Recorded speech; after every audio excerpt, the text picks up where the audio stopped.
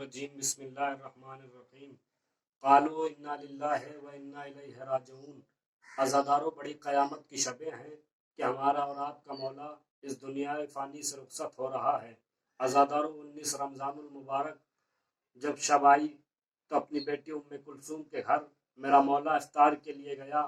عزادارو جب اپنی بیٹی ام کلثوم کے گھر پہنچے تو آپ کی بیٹی نے آپ کے لیے جو کی روٹی، نمک اور دودھ کا پیالہ لا کے رکھا۔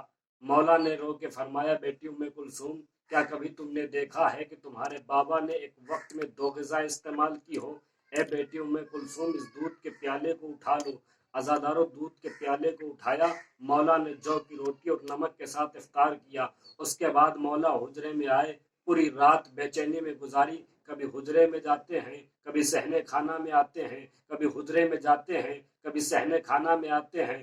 لیجیے عزادارو، مولائے کائنات گھر سے نکلنا چاہتے تھے کہ گھر کی پلی ہوئی مرغابیوں نے آپ کا دامن تھام لیا۔ ایک مرتبہ بیٹے حسن کو بلایا، بلانے کے بعد کہا، بیٹا حسن، ان مرغابیوں کا خیال رکھنا، دیکھو کوئی مرغابی بھوکی اور پیاسی نہ رہنے پائے، اگر ان کے کھانے پینے کا انتظام ہو سکے تو انہیں رکھنا، ورنہ انہیں آزاد کر دینا۔ میں کہوں گا مولا، آپ کو ان مرغابیوں کا اتنا خیال کہ یہ بھوکی پیاسی نہ رہنے پائے، ارے ذرا کربلا کے میدان میں آئیے، آپ کے بیٹے 3 دن کے بھوکے پیاسے کربلا کے میدان میں مارے جائیں گے۔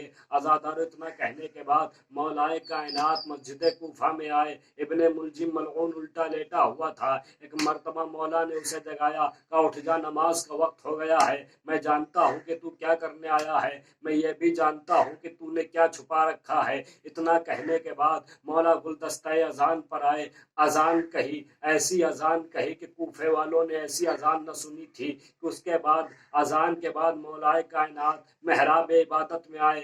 عزادارو سن سکتے ہیں، پہلی رکعت کا پہلا سجدہ تھا کہ ابن ملجم ملعون نے امام کے سر پہ تلوار ماری۔ جیسے ہی امام کے سر پہ تلوار لگی، فرمایا بسم اللہ و باللہ و ملت رسول اللہ انا للہ و انا الیہ راجعون فزت برب الکعبہ۔ جیسے ہی آواز بلند ہوئی، حسن و حسین دوڑے، ایک مرتبہ بابا کو غلیب میں رکھا۔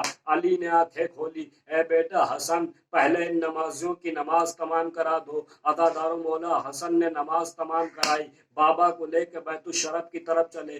علی نے آنکھیں کھولی، بیٹا حسن، میرے ساتھ کون کون آ رہا ہے؟